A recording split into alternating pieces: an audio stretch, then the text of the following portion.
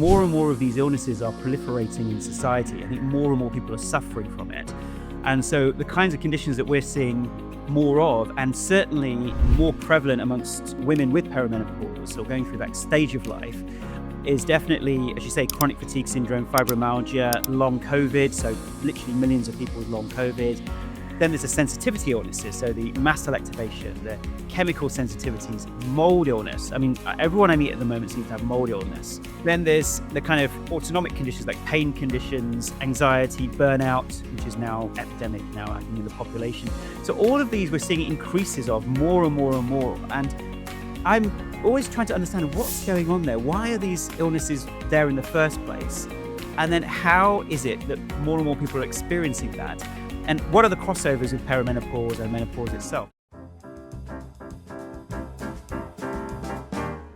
So today I am joined by Ashok Gupta. He's an internationally recognized speaker, filmmaker, and health practitioner known for his work in chronic illness. He is the founder of the Gupta Program, and his method brings together insights from neuroscience, psychoneuroimmunology, and mind-body medicine. He has published and supported multiple peer-reviewed studies and medical papers, including independent randomized clinical controlled trials exploring brain retraining for chronic conditions like fibromyalgia, long COVID, and chronic fatigue. His work is guided by a multidisciplinary medical advisory board, and the program is now used by practitioners worldwide. And he continues to lead clinical research and train health professionals and advocate for a deeper understanding of the way our brain and nervous system and immune system work. Today, we dove into the specifics around hormone changes in perimenopause and menopause and how this may affect this neuroinflammation and immune dysregulation and why we may experience a lot of this brain and fatigue symptoms during perimenopause and menopause. And we go really deep into this. So you're going to get not only some very good understanding of what the brain is doing and how it may control all of these different body systems and control the actual outcome of chronic diseases. But we're going to go a little deeper, especially into perimenopause and menopause. So join me today on Menopause Mastery with Ashok. Ashok, over the weekend, I was, scrolling as we do on social media. And, it was interesting because all that was coming up in my feed was information about trauma, stress, anxiety, depression, obviously very heavily bent towards perimenopause and menopause because that's my community. And you have such a unique experience in that world and observation and also treatment, really. And I want you to really kind of share your story because I think so many people think that the experience of these, whatever we want to call them, we like to label them with different, actually diagnostic labels, but so many people experience emotional upset and other things, especially during the holidays, but beyond, that we almost consider it commonplace. Like, this is just part of being human, and we're all going to experience that. And you have a definite experience of like, no, and there's ways around it, and there's ways to improve your brain. So tell me, how did you get into this work? Like, this is a unique world. It is. Thank you, Betty. Yes, I think that, like all of us, is that idea of pain to purpose. All of us who are clinicians or experts in these particular fields have gone through our own experiences often. And so my experience with chronic illness and hormonal changes and everything started actually at university. So I was an undergrad at Cambridge. I was burning the candle at both ends. So I was studying hard, but partying, getting stressed at kind of both levels. And I got some kind of virus. And I didn't think much of it. I thought, no big deal. I have a virus, had flu-like symptoms and stomach issues. But over time, what happened was the virus seemed to go away, but my symptoms seemed to get worse and worse and worse until the point at which I couldn't read the words on a page, right? I had to almost crawl to the bathroom. Sometimes I had no energy, completely exhausted. And obviously, eventually I got diagnosed with ME, or chronic fatigue syndrome is often known. And in those days, it wasn't really well known. It wasn't really diagnosed particularly well. People thought, oh, it's all in the mind or whatever. And I would go from doctor to doctor and they would say, we don't know what you have. We have no tests for it. We have no treatment for it. You might have it for the rest of your life. Goodbye. And you can imagine for a young man, that's like a brick wall in front of him. I was like, what is going on? And at my worst moments, I was almost suicidal because for those people who know or know someone who's experienced this, it's an awful illness because no one can tell you what it is, and it's like your worst day of flu times 5. So imagine your worst day of flu times 5, and yet rest doesn't improve it. You just feel exhausted all the time. And I made a contract with the universe at that point, and I said, "Look, if I can just get myself 20% better, 50% better, 80% better, whatever it is, I will dedicate the rest of my life to helping others with this condition," because I'd met hundreds of others who had no hope, really awful experiences. And the most poignant moment in my journey was I was in a bookstore in Cambridge. And in those days, we didn't have such a developed internet. So we actually had to read books and articles to know anything. And I was in the self-help section and then the neurology section. And there was one book jutting off the shelf, and it was called The Emotional Life of the Brain by Professor Joseph Ledoux, who at that time was the world's foremost expert on the amygdala and the insular part of the brain. And I read that book and I thought, wow, this gives us clues as to what's going on in these mysterious illnesses. And then, using in an ad hoc way, I managed to retrain my brain and got myself 100% well. I published a medical hypothesis in 1999, which was published in a journal in 2002. And since then, as you know, we've now I worked one on one with about 12 years with patients who are experiencing mysterious conditions, and then we published the Gupta Program, the first brain retraining neuroplasticity program in 2007. And since then, we published 7 clinical studies, an app, and various live events and various things. So that's where we are. That's been my 30-year journey to get to this point. It's so unfortunate that that we have to go through these major trials and tribulations to understand our own body first and then to create, the environment to help people get well. I'd love for you to go back because you kind of explained it, flu times 5. But for the people that may not have ever experienced chronic fatigue, fibromyalgia, I would put mast cell and all those other things into this kind of category of particularly conventional medicines, kind of like we don't know what to do with that. Explain some of the more deep symptoms because I think a lot of people are going through those and they're not aware that that's the label, but that we actually know a lot more about it today, and particularly that it is kind of a rewiring of the brain that's necessary. Yes, exactly. And I think, as you say, more and more of these illnesses are proliferating in society. I think more and more people are suffering from it. And so the kinds of conditions that we're seeing more of, and certainly more prevalent amongst, I think, women with perimenopause or going through that stage of life, is definitely, as you say, chronic fatigue syndrome, fibromyalgia, long COVID. So literally millions of people with long COVID. Then there's the sensitivity illnesses, so the mast cell activation, the chemical sensitivities, mold illness. I mean, everyone I meet at the moment seems to have mold illness. Then there's the kind of autonomic conditions like pain conditions, anxiety, burnout, which is now epidemic now, I think, in the population. So all of these we're seeing increases of more and more and more. And I'm always trying to understand what's going on there. Why are these illnesses there in the first place? And then how is it that more and more people are experiencing that? And what are the crossovers with perimenopause and menopause itself? And I've been doing 20, 30 years of research into all of those links and how they kind of fit together. And so I think the common symptoms that we often see in these conditions, and that's why I actually label them under one area, which is neuroimmune conditioned syndromes. So neuro, because I think the brain and the nervous system's involved. Immune system, because I think the immune system's overreacting. Conditioned, because I think there's a conditioning effect where the brain learns to overrespond. And syndrome, because there's a kind of unique cluster of symptoms. And so the common symptoms that we see in these mysterious illnesses are things like poor sleep, pain, fatigue and exhaustion, immune symptoms such as swollen glands, a fluey type feeling, temperature fluctuations. Yep. And then in terms of other physical ailments, we see post-exertional malaise where people try and do activity but feel much worse afterwards or exhausted. And then the mental capabilities in terms of memory loss, cognitive function reducing, etc. And you see a lot of these symptoms across these conditions, which to us is symptomatic of an immune system and nervous system which is fluctuating wildly, inappropriately. And I'm sure our listeners will understand if they have perimenopause or menopause, they'll see, actually, I have some of those symptoms because they also cross over, obviously, with this stage in life. And And I think that we're getting a better understanding as to what may be kind of going on there.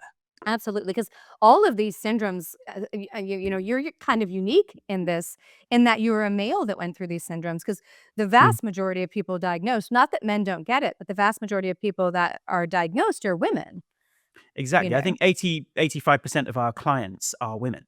And Yes. generally, I would say between the ages of 35 and 60 seems to be the kind of common time, or 35 to 55 when the onset starts. Yeah. Yeah, I mean, I remember before I opened my clinic 21 years ago, part of my foray while I was in my program, my master's in my, uh nutrition program, was I was very much like that, and the place I went to was the Chronic Fatigue and Fibromyalgia Center in Dallas, because they were like, "We don't know what that is, but here's your problem." And at that time, it was like, you threw pills at it and you threw, thyroid medication and just hope that you rubbed the system enough that somebody could get out of bed. And there's just so much more that we know today, and particularly you research. So I'd love for you to talk a little bit about the areas of research where you sort of taken that, because, a lot of conventional medicine likes to kind of say, well, there's no evidence for that. I'm like, well, actually, there is. Yes, exactly. And that's the thing. You see, we've done now 7 clinical studies, which has been, in our view, in our humble view, actually a miracle, because to get funding, to get universities interested and to do independent studies, as you know, it's very tricky when it's not the conventional pharmaceutical route.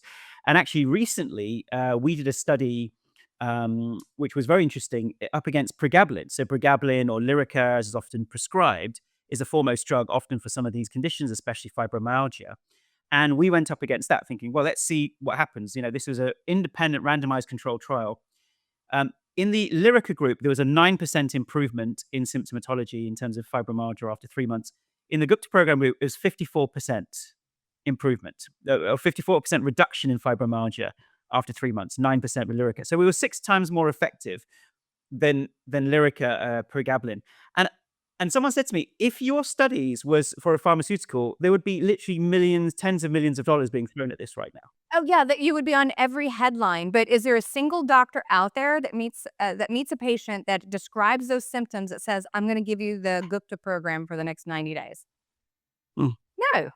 No, Is that it's mind-boggling. There's such a grip that pharma and just, pharma, big medicine interests, basically block the release of information in any big way when when it doesn't fit the narrative, and that doesn't fit the narrative, right? So you asked about our research, and so I'm very excited to actually just share very briefly our hypothesis, because then if I explain the hypothesis, it will then help us understand the research. So in terms of our hypothesis, what do we think causes a lot of these conditions? Well, you mentioned actually trauma and anxiety and stress. So we believe that as a predisposing factor to a lot of these types of conditions, and also what can make perimenopause worse, is this idea that our system is designed to survive. So the number one priority of our brain, our nervous system, our immune system is survival. So let's take that as a first principle, because I believe that there's a logical reason for all of these illnesses, and also actually perimenopause, and why that can get worse with some of these backgrounds. So let's take that number one principle. Evolutionary biology, we're here to survive, to procreate, pass on our genes to the next generation. Yeah. And we have developed the adaptations of all the different animals and plant life. So many people don't realize this, but actually, plants, single celled organisms, invertebrates, vertebrates, mammals, human beings, our DNA contains the lineage of all the adaptations to survive and thrive and procreate. So I love this statistic. We contain 40% of the same DNA as a banana. Isn't that incredible? So what that means is we are survival machines. But actually, if we look at how we're living now, we're not living according to our genetic inheritance. So for millions, well, let's say hundreds of thousands of years, human beings were living in small groups, in small tribes, fresh air, out in the sunlight, moving a lot, eating, organic foods essentially. And the only thing they didn't have was healthcare. But apart from that, they were leading lives much more according to their DNA. Fast forward to today, we now live inside boxes, don't have exposure to light as much as we need, or sunlight. We're stressed, we're sedentary, sitting down, staring at screens, comparing ourselves to everyone else on the planet through social media. That is our existence, and then getting triggered by it because the algorithm is designed to trigger the crap out of you to just make all of that worse. Exactly. So to basically make you feel insecure or angry. That's pretty much two of the kind of most toxic aspects of social media. And so you can see that that then means that, of course, more of these illnesses are going to come because the system now thinks it's under threat more often than it needs to be. But what's interesting is what causes or what turns a acute illness into a chronic illness, and that's what's really fascinating. So, what turns COVID into long COVID? What turns pain, short-term pain, into fibromyalgia? What turns mold exposure into mold illness?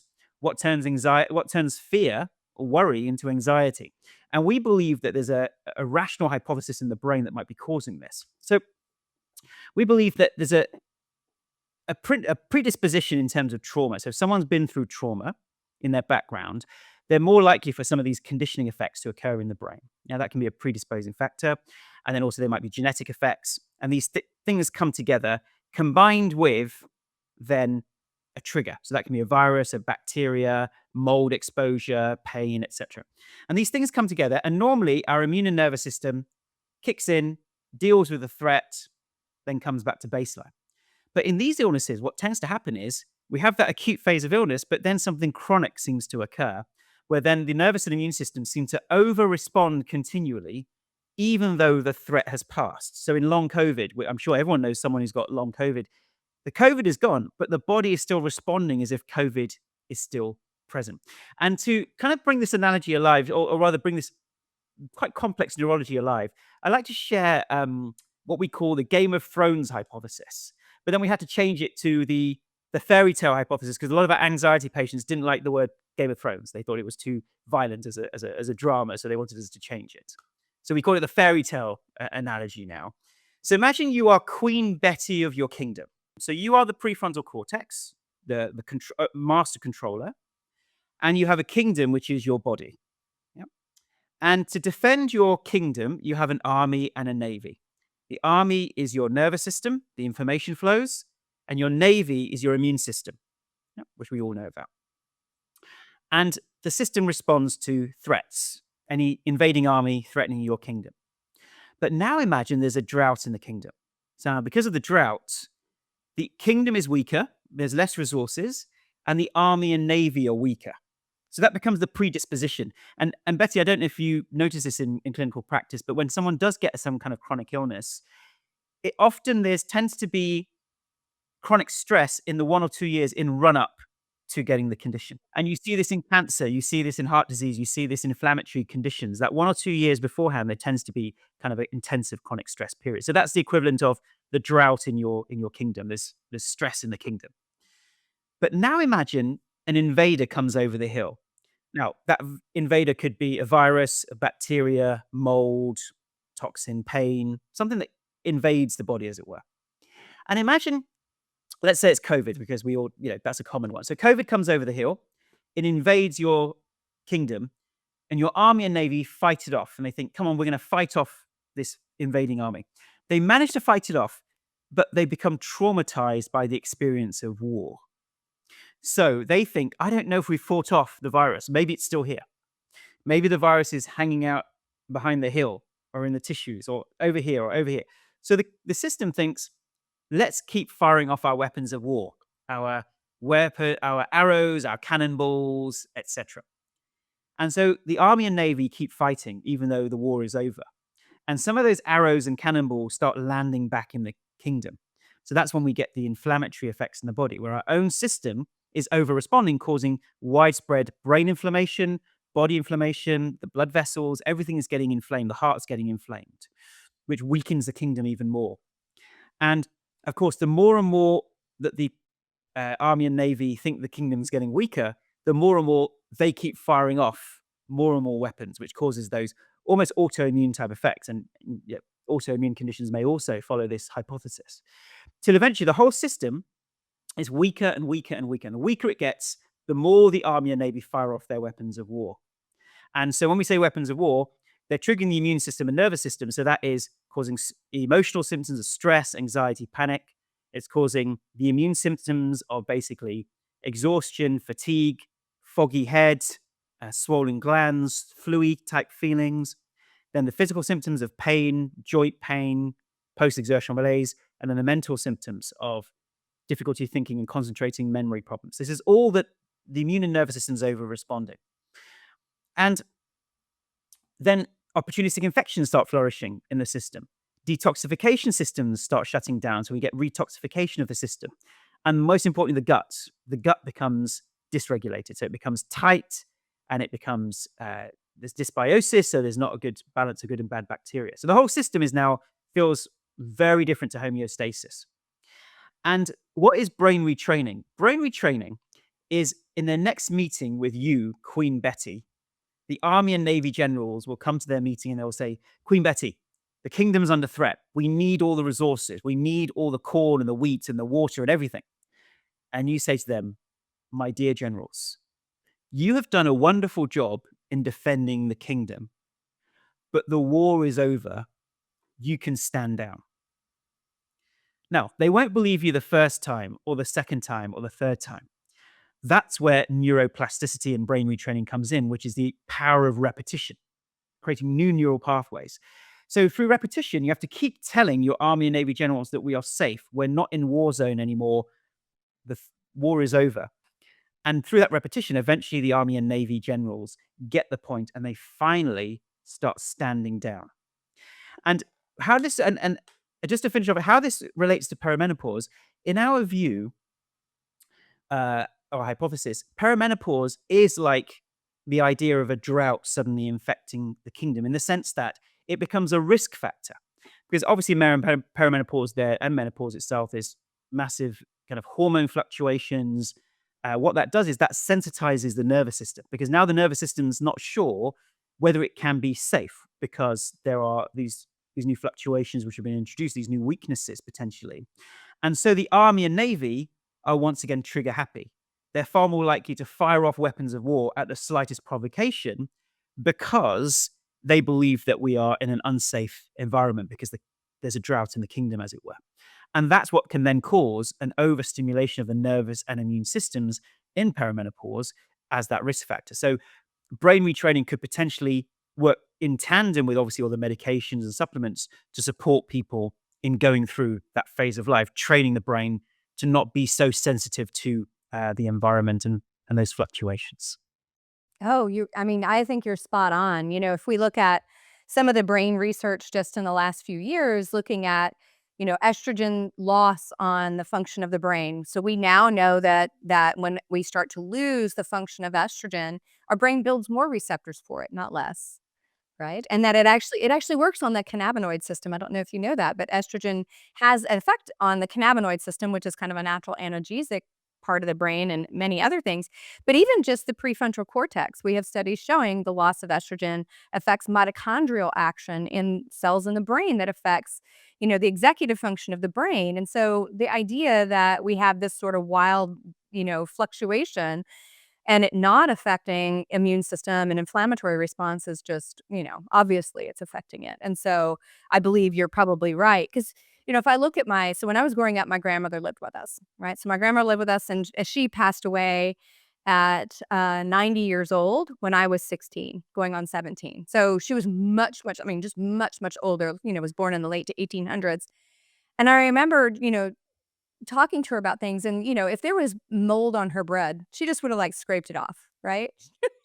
She like that, she was like, "It's just got a little mold, it's fine." Just her immune system resilience comparatively to our collective immune system, and so we have to look at all the insults that have happened with our, greater expanding toxicity and, everything else, the technology and all these other things, decision making, all these things that are impacting us. Our ancestors had the same exposures in many cases, except for the new things, the toxins and technologies, right? But their immune systems were totally resilient. My grandmother put stuff in her mouth and lived in stuff. I remember going to her basement, and that basement was so moldy as a kid. I hated being it freaked me out too, but it was moldy. There was no question about it. And it was a wood house. She was living above it. She was in a moldy environment. Does it affect her at all? No. Right? And so we look at all these modern day sort of illnesses, and I agree. I think you're right that our body would be able to handle these if it was able to control that neurological aspect of controlling the immune system and the nervous system. Exactly right. So when there is those vulnerabilities, whether they be genetic, environmental, toxin vulnerabilities, the system then comes back to that one principle again. Survival is the number one priority. So survival is the number one priority. The brain would rather trigger your immune and nervous systems wildly just to protect you, to err on the side of caution, than it would bring you back to balance and allow energy and normality to return. It always will defend. And that's where I think, yeah, that these kind of two worlds of perimenopause and then the nervous system regulation come together. It's definitely not saying that it's in the mind or anything like that, but it's saying that those extra sensitivities in the nervous and immune system need to be moderated during that stage of life in order to then have less symptoms. Ladies, if you're noticing more fine lines and wrinkles, it's not just about aging, it's about the loss of estrogen. And that affects our skin structure, making it drier, thinner, less firm. But here's the great news: I've created Biased Mastery Cream to help. This luxurious bioidentical estrogen cream supports your natural hydration and elasticity. It's packed with nourishing oils like olive, jojoba, aloe, and coconut, so it feels amazing and helps soften those lines and bring back that healthy glow. I've been using it, and let me tell you, my skin has never looked or felt better. It's smoother, more radiant, and those little cracks and creases are way less noticeable. If you're ready to give your skin some extra love, check out Buy Est Mastery on the Metabolic Blueprint website. And that's metabolicblueprint.com/Biest Mastery. That's BIEST Mastery, MASTERY. And your face will thank you. I think it's important. You just said something that it's important. It's happening in the brain, but it is not in the mind. It is not a psychological somatization. It's none of that, because I know medicine for a long time was like, oh, it's just one of those somatization diseases or things like that. But it really is. It's more about the regulatory capacity of your nervous system. I'd love for you to step back and explain how neuroplasticity really works, because that may be new to some of my listeners to hear that word. I think some people think that the brain is kind of established and it sort of does its thing and you can't really retrain it, but you can. Yes, absolutely. Actually, on the last point, it was so funny. I was at a conference in Australia once, and there was a group of women talking about perimenopause, and I joined in the conversation in the conference, and I was very cautious of not mansplaining, right? It's smart, smart. To a perimenopausal woman, that's dangerous. We might hurt you. Very dangerous ground. Exactly. So I always make sure that been very respectful in terms of, people's experience, and I haven't experienced and won't experience it, but I have, 85% of our audience are women. So we have a lot of experience in that area. But what was really funny in that conference, the lady there, I actually said to the group, look, I apologize if I'm mansplaining. So everyone laughed. And then one of the ladies said, what's mansplaining? So then I had to mansplain mansplaining, which was which was just a very unusual experience.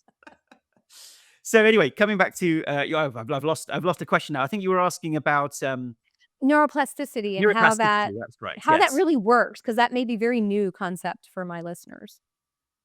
Yeah. So neuroplasticity is this idea that previously in the 20th century, we believed that the brain was fixed. It changed perhaps during the first few years of life, but essentially once the brain was fully developed, it was the same for the rest of your life. You can't change your personality. You can't change your the kind of program triggers. You're fixed. And then actually we realized that the brain is not fixed. The body is not fixed. It's constantly changing. The brain is constantly changing and evolving. And therefore, we are not a slave to our genes. We're not a slave to our past. We're not a slave to our personalities. And even with genes, in a corresponding way, we used to think that, 80% of illness is now genes. Now we know it's about 20%, in fact. So 80% is things we control, lifestyle, etc., in the vast majority of the illnesses.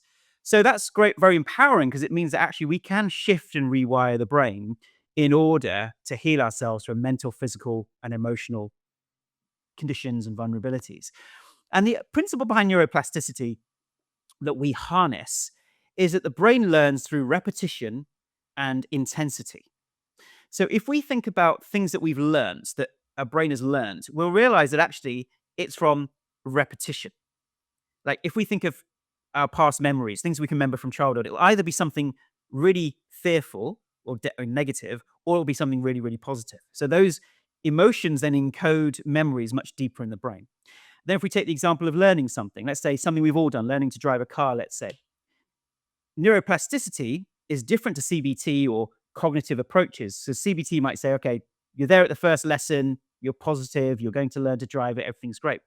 But neuroplasticity is saying, but you still need to learn to train your nervous system in that way. So you move the steering wheel, if you have a gear shift, you change that, you press the gas, you press the indicators, you check your mirrors. That you all have to do consciously. But eventually, 20, 30 lessons later, you can be eating a sandwich, listening to the radio, and you can do all of that automatically. So it's become trained into your nervous system. And so neuroplasticity is that idea. Through repetition and intensity, we can train our brain in the direction that we want it to go, rather than it being us being a slave to how it has responded in the past. That's also such a great analogy. And I think I'm going to bring this home for everybody. So, most of my listeners, if they've heard me before, my mom had a heart attack that brought on a catastrophic stroke almost 2.5 years ago. She's in an assisted living facility on hospice care. She's a full assist, right? So she went from living on her own, doing her own, like handling her own investments, everything, to a full assist overnight. And what's really interesting to me is she was married to my father for almost 58 years. She remembers who I am, but if you were to ask her basic stuff like how many children she has, you might get a variable answer. But when she doesn't speak that much anymore, but after the injury, when she would speak about things, it was almost always primary experiences from childhood. Right? It was things about her mom and dad, things about growing up on a farm. Nothing about the 58 years she spent with my husband. Not that she doesn't remember him, but most of those memories I think are gone. And I was talking to the hospice care provider and she said, "Betty, you've got to think about where those are stored, right? A lot of our primary memories, a lot of the experiences we have as kids are stored both emotionally, mentally, everything else, but a lot of them fuse into the amygdala, right? They are primary survival mechanisms when you are very much at risk of not surviving." And I was like, "Oh," because I was kinda disturbed by the fact that she didn't remember anything, like, did never spoke about my dad. I'm like, "Why is that?" And I was like, "Oh, I get it." She's going back to stories and experiences that she had as a very small child. And it kinda speaks to what you said. Those things have been repetitively put in the brain and reinforced again and again and again. Absolutely. And so the sand of the mind is more impressionable in the first 5 to 10 years of life. That's when we often learn our very kind of core responses, mentally, physically, emotionally, to our environment. And then the rest of our lives, we're often then coping with that or looking to shift and moderate it if it's been something that's non-conducive to our life. And I think that what we also notice in these types of conditions is that people who have a background of trauma are probably more likely to have some of these fluctuations, because if they've had background as trauma, and that can start even in the womb, where something fascinating that I learned was that even the stress, how stressed the man was, a father was, during conception impacts on the stress levels and the amygdala levels of the child, which is fascinating. And then the mother's experience during gestation or pregnancy, and then the birthing experience, the first 5 years of life, the first 15 years of life, they all impact on the factory setting of our amygdala and our insular parts of the brain. And they decide how we're going to respond to our environment going forward. And that's what we're essentially retraining. Those two brain structures we are retraining through this program. Yeah, which is great because I think, again, now everybody that might be going through these things has an avenue in which to affect it that's also not covering up symptoms or drugging yourself beyond belief where you can't function anymore because you're taking a drug to take a drug to take a drug, right? Not that people may not need some things like that, but the reality is these kind of conditions, particularly that are, more syndromes, the medication management on that is piss poor at best. Absolutely. And I think that's the key thing, is that when a system is malfunctioning in traditional medicine, we think of it from a very biomedical reductionist perspective, which is, there are symptoms, something is going wrong. Let's go down to the cellular level, to the biomedical level. And if we fix that, then everything will magically cascade upwards and heal the person overall.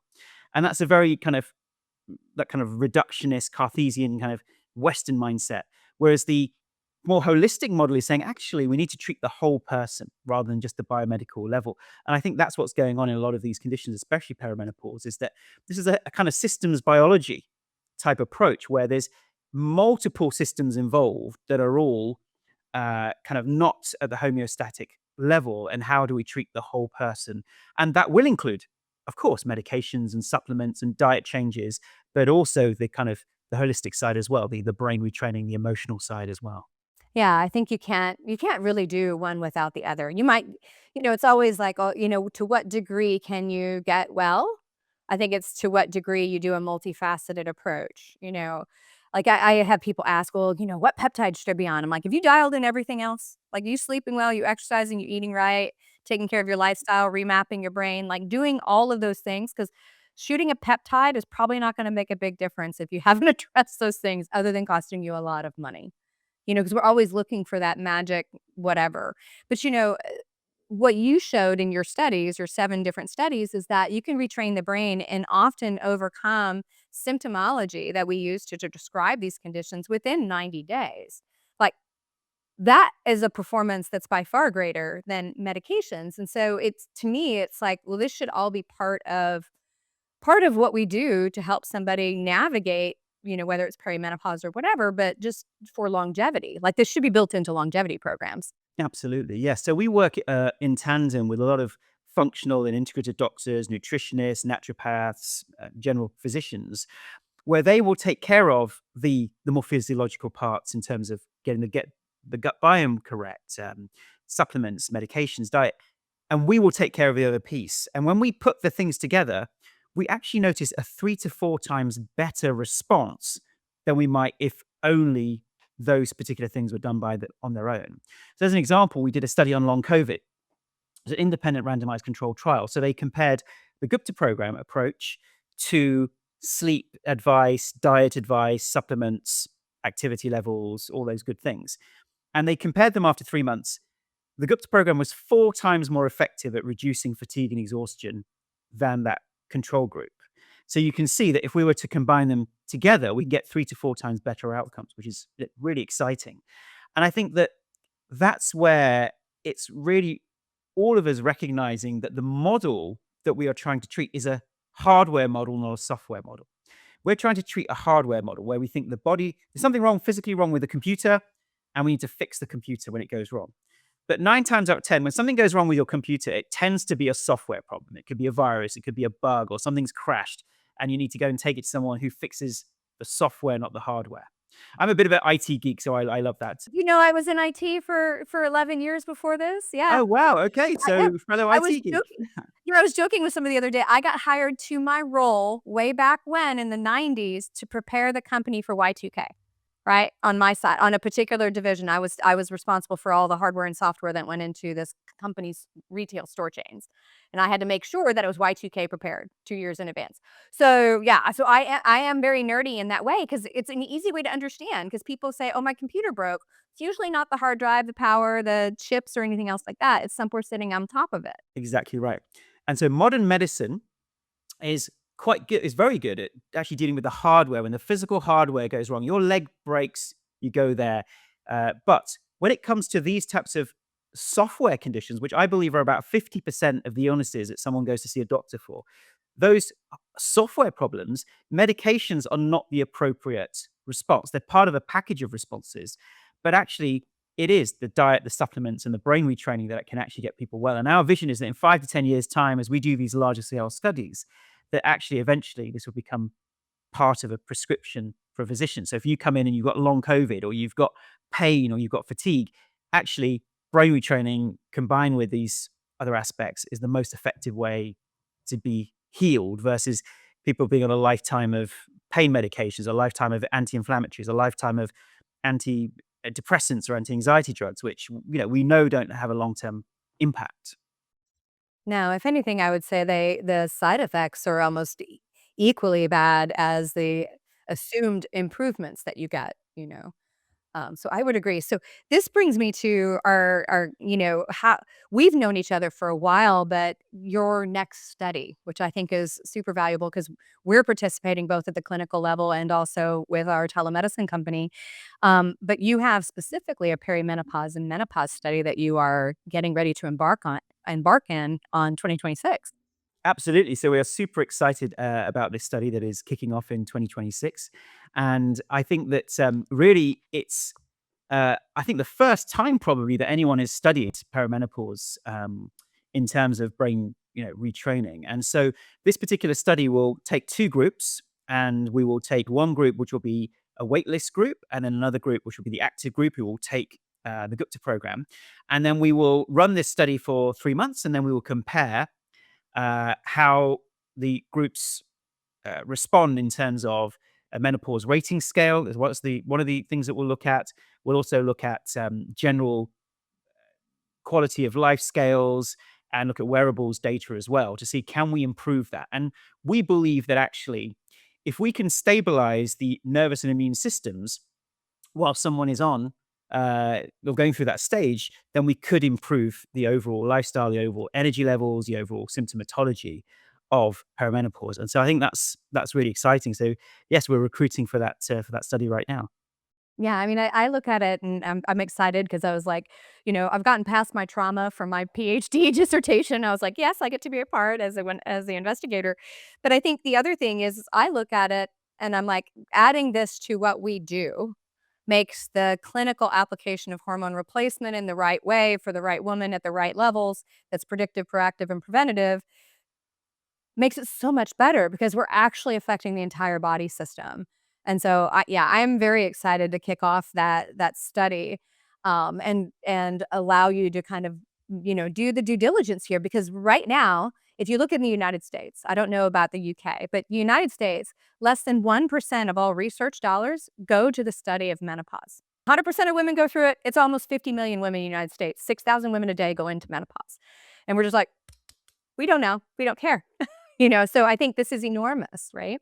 No, absolutely. I think it's a it's an unseen condition, and it's seen as, oh well, it's just part of life, so just deal with it. Versus actually, this is a really difficult stage that, as you say, tens of millions of women go through, and there doesn't seem to be enough research, enough ideas as what can support people through that stage of life. And there's a lot of untold suffering that people experience. So it's such an important thing to study. Absolutely, absolutely. I'm so very excited about it. So in our show notes, everybody, we will have a link to where you can actually join the study. There'll be some inclusion and exclusion requirements, but you can find out about that and be able to join it. So give your brain to science in this way because you actually help when you participate. I had an entire conversation about research and the reason why it's sometimes missing is a lot of times it just doesn't get funded, right? Or you can't recruit, right? So if a study doesn't reach the recruitment requirements, A, funding's the first part, hardest thing to do, particularly for women.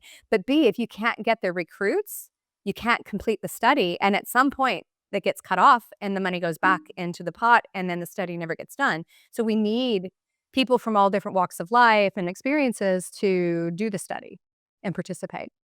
Yeah, absolutely. We'd encourage people if they, if they want to come along and participate, be very welcome. Yeah. So where do you see the Gupta program going in the next few years? I mean, I'm so excited about what you've already been able to accomplish because, again, it's very hard to get these kind of studies funded. I think for us, as I mentioned earlier, we want this to become part of mainstream medicine. And so we're pushing against a system here that doesn't really welcome what we do. But so therefore, clinical studies is the main avenue. So we want to do larger and larger scale clinical studies. But as you know, funding is the main issue. So we've had some amazing collaborators like yourself who've come forward who are really excited by this approach. And we have a fund in the US, it's called CCRF, Chronic Conditions Research Fund, which is a 501c fund. And we've been able to raise some funds for that. But I think the main thing is we need to fundraise to get more money into this kind of research and then do larger scale studies. So if we now do studies with hundreds and hundreds of patients, then the mainstream medical profession can't deny that type of research. It'd be unethical for them to do that.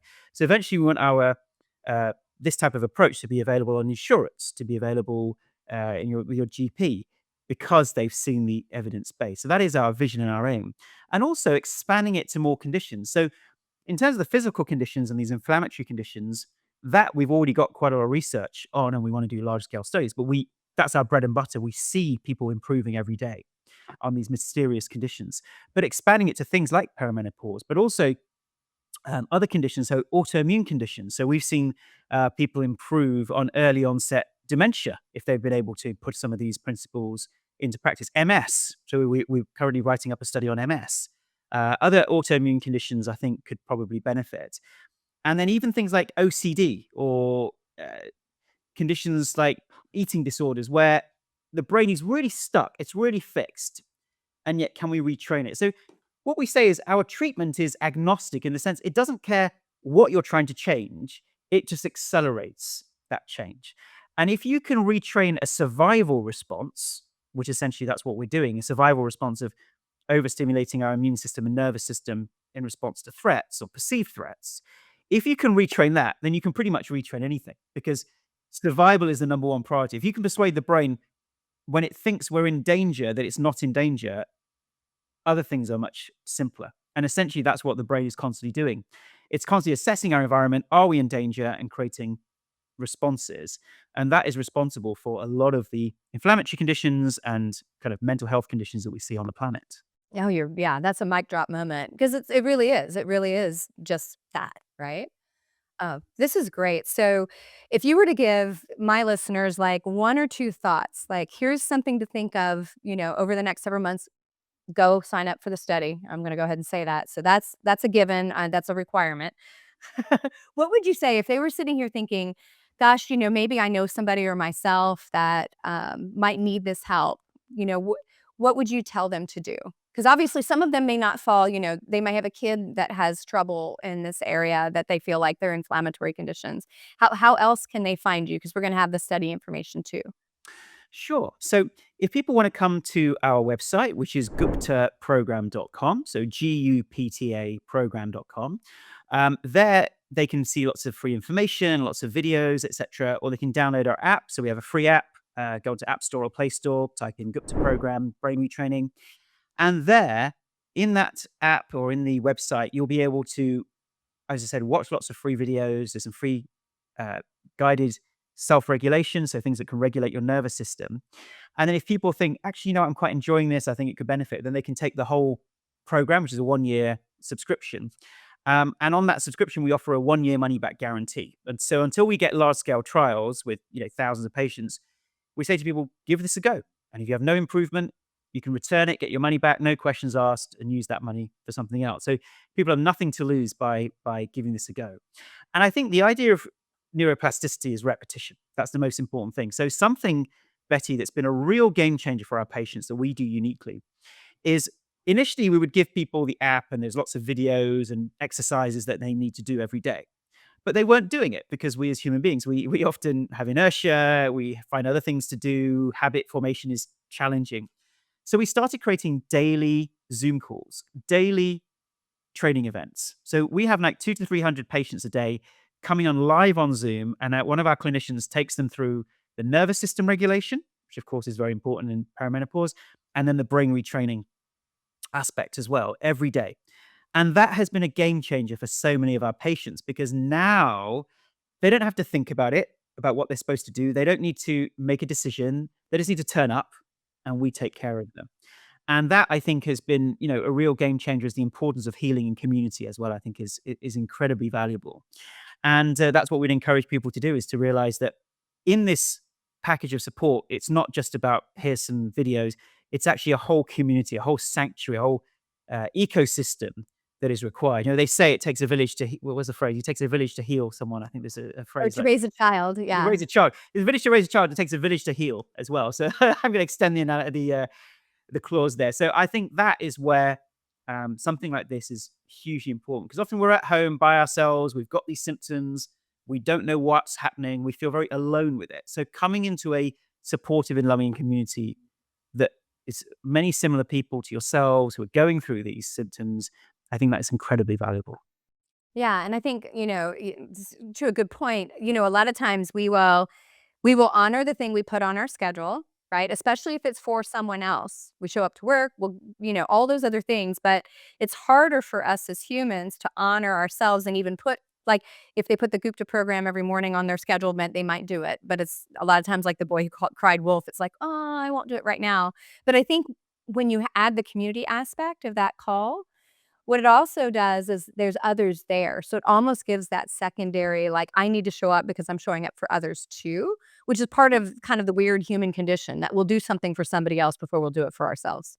Yes, exactly. There's something really, it's a very deep psychology in that, in terms of that kind of habit formation. And I think it does come down to, if we know that if people are doing it on their own, and if they feel that there are barriers, we'll, and they think it through too much, we'll put those barriers there. So setting a regular habit, same time every day, putting it in your diary. So there's no thought required. It's just there. Often is the way that we create habits.